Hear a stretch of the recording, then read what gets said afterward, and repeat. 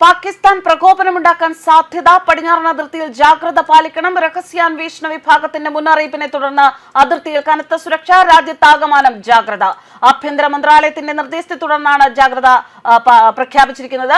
മുംബൈ, ദില്ലി, ജമ്മു കാശ്മീർ എന്നിവിടങ്ങളിലും സുരക്ഷ വർദ്ധിപ്പിച്ചിരിക്കുകയാണ്. അഫ്ഗാനിസ്ഥാനുമായി സംഘർഷം നടക്കുന്നതിനാൽ നിരവധി ആഭ്യന്തര വെല്ലുവിളികൾ പാകിസ്ഥാൻ നേരിടുന്നുണ്ട്. ഇതിനിടയിലാണ് ഇന്ത്യയുടെ അതിർത്തികളിൽ പ്രകോപനം സൃഷ്ടിക്കാൻ ഇന്ത്യയിലേക്ക് ഭീകരവാദികളെ കടത്തിവിടാൻ പാക് സൈന്യവും ISIയും ശ്രമിക്കുന്നതെന്ന് രഹസ്യാന്വേഷണ വിഭാഗത്തിന്റെ കണ്ടെത്തൽ. പാകിസ്ഥാനിൽ ആഭ്യന്തര പ്രശ്നങ്ങൾ ഉണ്ടാകുമ്പോഴെല്ലാം ഇത്തരം ശ്രമങ്ങൾ ഉണ്ടാകാറുണ്ട്. രാഷ്ട്രീയ വിവാദങ്ങൾ വഴിതിരിച്ചുവിടാനാണ് പാക് അധികൃതർ ഇത്തരം നീക്കം നടത്തുന്നത് എന്നാണ് രഹസ്യാന്വേഷണ വിഭാഗത്തിന്റെ നിഗമനം. രഹസ്യാന്വേഷണ റിപ്പോർട്ടുകളുടെ പശ്ചാത്തലത്തിൽ അന്വേഷണ ഏജൻസികളോട് നിരീക്ഷണവും വിവരശേഖരണവും ശക്തമാക്കാൻ ആഭ്യന്തര മന്ത്രാലയം നിർദ്ദേശം നൽകി.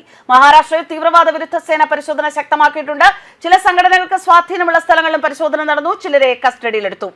അതേസമയം US-ഇസ്രായേൽ സേനയുടെ ആക്രമണത്തിൽ ഇറാന്റെ പരമോന്നത നേതാവ് അയത്തുള്ള അലി ഖമേനി കൊല്ലപ്പെട്ടതിനെ തുടർന്നുണ്ടായ പ്രതിഷേധങ്ങൾ പ്രക്ഷോഭങ്ങൾ സംഘടിപ്പിക്കാനുള്ള മറയായി ഉപയോഗിക്കപ്പെട്ടേക്കാമെന്നും സുരക്ഷാ ഏജൻസികൾ കരുതുന്നു. ജമ്മുകാശ്മീർ ലഫ്റ്റനന്റ് ഗവർണർ മനോജ് സിൻഹ ശ്രീനഗറിൽ മുതിർന്ന പോലീസ്, സിവിൽ അഡ്മിനിസ്ട്രേഷൻ ഉദ്യോഗസ്ഥരുമായി സുരക്ഷാവലോകന യോഗം ചേർന്നിട്ടുണ്ട്. പൊതുസമാധാനവും ക്രമസമാധാനവും നിലനിർത്താൻ ആവശ്യമായ എല്ലാ നടപടികളും സ്വീകരിക്കണമെന്നും ഉദ്യോഗസ്ഥർ അതീവ ജാഗ്രത പാലിക്കണമെന്നും അദ്ദേഹം നിർദ്ദേശിച്ചു. സൈന്യവും സ്ഥിതിഗതികൾ വിലയിരുത്തുകയാണ്. അതേസമയം അഫ്ഗാനിസ്ഥാൻ അതിർത്തിയിൽ പാകിസ്ഥാൻ നടത്തിയ സൈനികാക്രമണത്തിൽ 70ഓളം ഭീകരരെ വധിച്ചതായി പാക് സൈന്യം അവകാശപ്പെടുന്നു.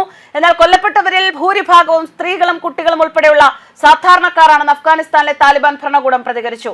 നങ്കർഹാർ, പങ്ക്തിക പ്രവിശ്യകളിലെ 7 ഭീകര താവളങ്ങൾ ലക്ഷ്യമിട്ടാണ് ആക്രമണം നടത്തിയത് എന്നാണ് പാകിസ്ഥാൻ അവകാശപ്പെടുന്നത്. ഇസ്ലാമാബാദിലെ ഷിയ പള്ളിയിലുണ്ടായ ചാവേറാക്രമണം ഉൾപ്പെടെയുള്ള ഭീകര പ്രവർത്തനങ്ങൾക്ക് പിന്നിൽ അഫ്ഗാനിസ്ഥാൻ കേന്ദ്രമായി പ്രവർത്തിക്കുന്ന ഭീകരരാണെന്ന് പാകിസ്ഥാൻ ആരോപിക്കുന്നു. ഇതിന് പിന്നാലെയാണ് പാകിസ്ഥാൻ തിരിച്ചടിച്ചത്. 70 മുതൽ 80 വരെ ഭീകരർ കൊല്ലപ്പെട്ടതായി പാക് മന്ത്രിമാർ അവകാശപ്പെട്ടുവെങ്കിലും തെളിവുകൾ പുറത്തുവിട്ടിട്ടില്ല.